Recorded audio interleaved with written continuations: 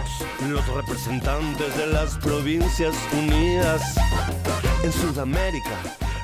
La inquietud que dispara esta reunión, cómo se conmemora una independencia, contiene una interrogación menor, a mi criterio, que es ¿qué han hecho los gobiernos con la conmemoración de la independencia? Si bien podemos responder a las mismas con un ejercicio semiótico, optamos por pensar su enunciación y sus posibles respuestas desde nuestra responsabilidad y nuestra ética, no como expertos, sino como intelectuales. Ella nos obliga a instalar en la reflexión el problema de las correlaciones entre historia y política y en un doble registro, el del vínculo entre la historiografía y la estatalidad nacional y el de la relación entre los historiadores y la sociedad en un sentido más amplio. Va entonces un raconto de la historia de esas relaciones, posible por la apropiación de las lecturas de otros pares, de las que soy deudora, seguida de una serie de interrogaciones propias. Es una afirmación bastante extendida, aquella que sostiene que la historiografía nace de las necesidades de la nación. Fue la historia la encargada de justificar la existencia de los estados-nación del siglo XIX, una vez abandonadas las teorías teológicas que fundamentaban el poder de los reyes, cumpliendo entonces la función de acreditar el orden social y político vigente mediante una serie de argumentos de autoridad. La relación entre historia y política fue más allá de la legitimación del poder y apuntó también a la operación identitaria. En el caso de nuestro país, la misma se construyó a través de la enculturación de los sectores populares, la obliteración de las culturas originarias y el solapamiento de las diferencias regionales. En ese movimiento, las narraciones de la disciplina científica se sumaron a las construcciones sociales del recuerdo y a los registros del pasado que el Estado decidía instalar como historia oficial o pública. Todos ellos coexistieron, interactuaron, se confundieron, se enfrentaron o fusionaron en la vida social, conformando las memorias colectivas que posibilitaron, entre otros elementos, construir una identidad nacional. En esa operación y en la legitimación del ejercicio del poder, las conmemoraciones han jugado un rol fundamental y han sido casi siempre un punto de condensación de las tensiones existentes entre esas reconstrucciones del pasado. Como es sabido, las fiestas patrias desde sus inicios prolongaron un estilo festivo que era anterior a la nación y ofrecieron un espacio para la inventiva y la expresión colectiva. Por ello tuvieron durante mucho tiempo un fuerte componente popular. La combinación entre autonomía popular y dirección desde arriba caracterizó durante muchos años esas festividades. En los rituales del espacio estatal, el pueblo era una categoría que entraba de un modo mediatizado, o bien estaba representado por las instituciones, mandatarios, escuelas, iglesia, por nombrar algunas, o asistía pasivamente al espectáculo de esas representaciones. Pero por otro lado, desde los sectores populares se incorporaban o rechazaban esos sentidos, símbolos y ceremonias oficiales de la patria, operándose una serie de apropiaciones y reapropiaciones entre la alta cultura o la cultura dominante y la de los sectores populares. Así convivían la formalidad del ritual de la patria, caracterizado por actos repetitivos y formales con jerarquías claras, lo acabamos de ver en alguno de los documentales que pasaba Julia. El mensaje, dentro de esas formalidades estaba el mensaje presidencial, el Te Deum, en muchos casos, el desfile militar como una constante. Convivía con lo popular, con las manifestaciones populares, diferenciadas por la creación de espacios para que se desarrollaran festejos relativamente informales, como las actividades de organizaciones culturales tradicionalistas, la participación de los sindicatos en algunos momentos, de las fuerzas políticas, los desfiles, los eventos culturales y sociales barriales, los bailes, las reuniones sociales, etc. A pesar de las disputas semánticas de cada periodo, algunos elementos fueron consensuados: los símbolos nacionales, la participación de las escuelas en los desfiles, la presencia de las Fuerzas Armadas, por citar algunos. Durante gran parte del siglo XX, la dinámica de las conmemoraciones fue similar y puede ser sintetizada con la observación de Alejandro Grimson, que señala que el mismo se caracterizó por, cito, significantes compartidos y significados disputados. El punto de inflexión lo constituyó en 1975 En esa coyuntura, la idea de nación y su ritual fueron asociados de manera excluyente e unívoca a la propia imagen de las Fuerzas Armadas. En ese contexto, conformado por la represión, se potenció un rasgo inherente a la modernidad como proyecto civilizatorio: el intento de normalización, cuando no supresión, de las fiestas populares que devinieron en espectáculo. La figura del espectador se consolidó en detrimento de la del festejador. ¿Vale? Me gustaba más la palabra festejante, pero bueno, la que corresponde a festejador. A la ciudadanía solo le quedaba asistir en calidad de receptor. El éxito de la apropiación de lo nacional por el régimen militar hizo que en el retorno de la democracia lo nacional, el nacionalismo y los símbolos patrios quedaran asociados a lo militar y al autoritarismo. Durante los primeros años de los gobiernos democráticos, los actos se redujeron a discursos o rituales específicamente estatales. No hubo participación popular y solo a fines de la década del 80 los grupos tradicionalistas reaparecieron en el escenario público. Durante los años 90, los rituales patrios permanecieron vacíos, pero muy lentamente comenzó a escenificarse en esas mismas fechas la protesta social. Las efemérides constituirán entonces un tiempo-espacio utilizado para las manifestaciones de protesta. Para cerrar este breve recorrido, no podemos dejar de señalar que el festejo del Bicentenario de 1810 marcó, sin duda, otro punto de inflexión en la historia reciente de las conmemoraciones, hecho que la presencia de Camila me eximirá de mencionar y explicar. ¿Qué sucedió en el campo historiográfico y en las relaciones de la disciplina con las narrativas estatales y sociales durante esos años? De manera sucinta podemos observar que la producción de los relatos del pasado estuvo atravesada por las tensiones entre un conjunto de historiografías militantes surgidas en los márgenes del campo académico, con una significativa recepción en distintos espacios sociales y una compleja e intermitente con el poder político, y por el otro lado una historiografía académica pretendidamente aséptica y distante respecto a las reclamaciones del poder y la sociedad. Da entonces nuestras preguntas situadas desde el contexto de la conmemoración del Bicentenario de la Independencia y desde nuestro específico espacio disciplinar.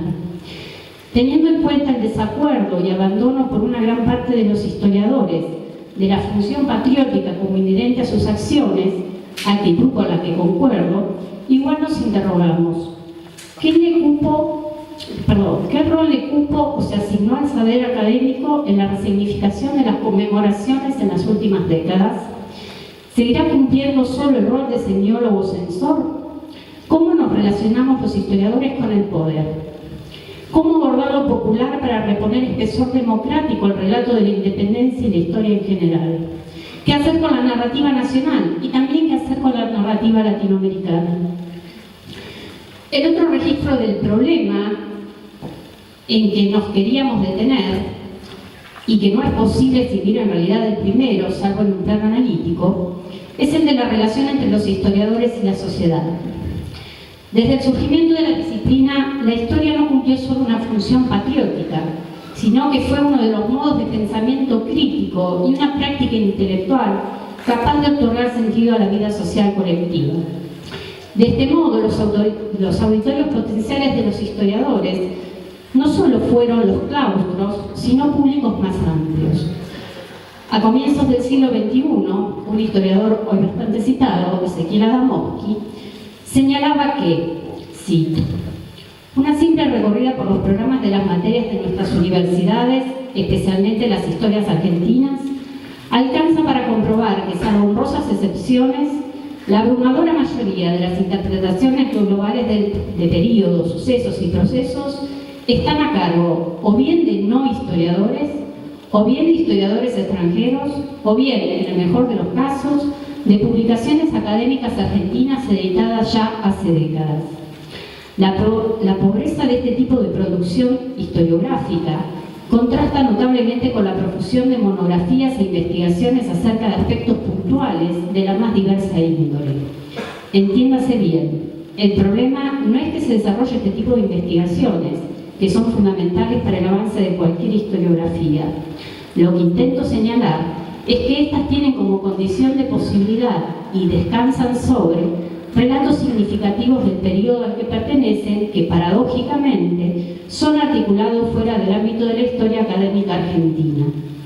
Los estudios puntuales en general no forman parte de programas de investigación más vastos y a pocos parece importarle la pregunta por la importancia o pertinencia de tal o cual tema o su conexión con una trama social más amplia.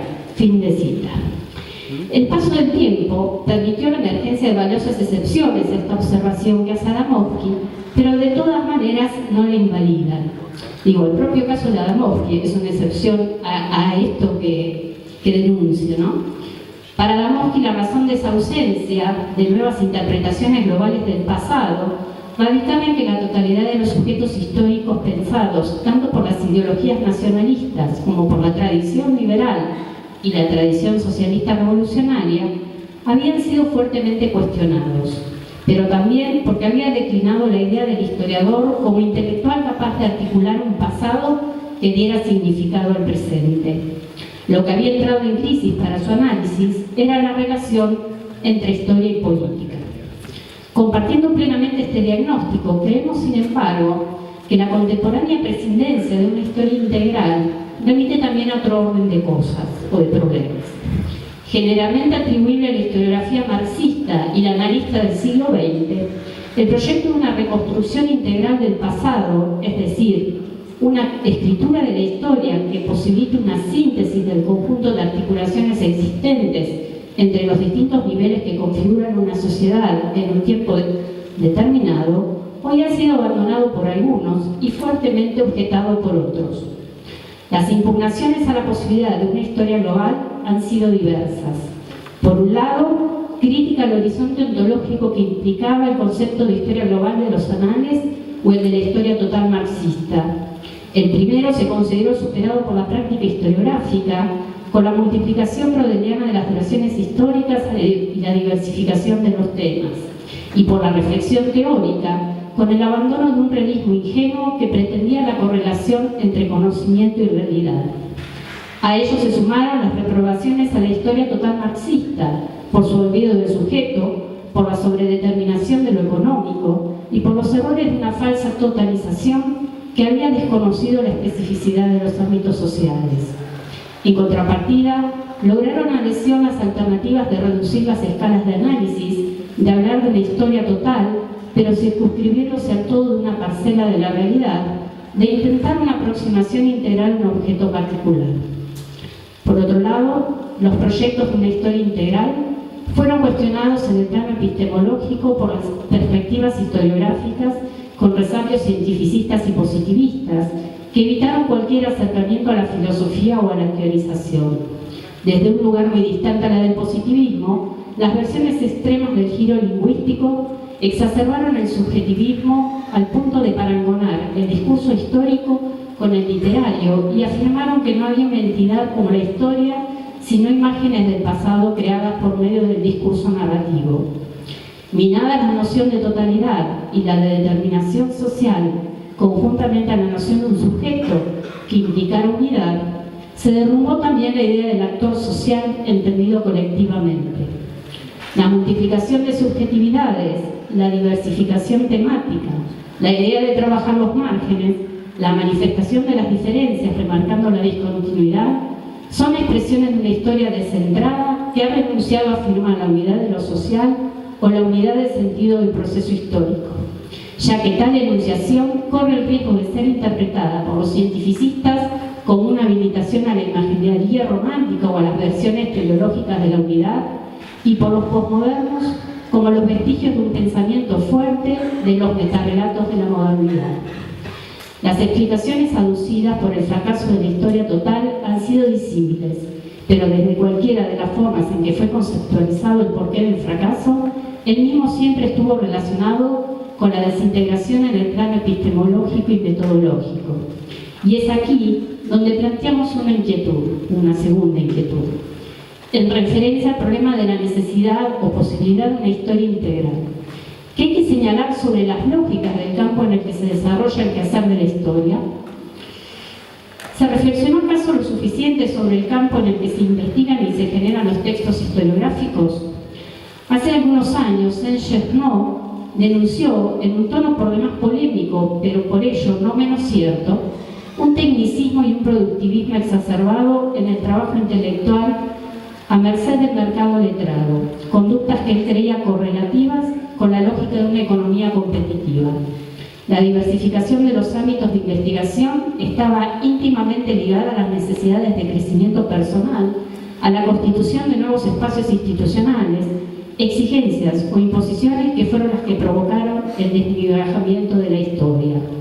Evocando entonces la advertencia de Marx a los neo-hegelianos sobre su incapacidad de apreciar que los combates se dirimen en el mundo real existente y no en el de los conceptos, finalizo con una serie de interrogantes que serían: ¿no necesitamos corregir nuestra formación como sabios ignorantes, al decir de Ortega y Gasset, la cual compromete no solo nuestra práctica de investigación, sino también nuestra práctica docente? ¿No tendríamos que reflexionar sobre el alcance y la significación social de nuestra actuación como intelectuales? ¿Cómo construir un nuevo vínculo entre historia y comunidad? Tal vez en la profundización de esas preguntas y en los ensayos de respuesta encontremos un claro donde se vislumbre no solo la necesidad, sino incluso la posibilidad de restitución de una historia que articule y dé sentido de unidad a las diferencias sin producir por ello homogeneidades totalizadoras. Declaramos la independencia y la soberanía de las Provincias Unidas. ¡Que había la vía!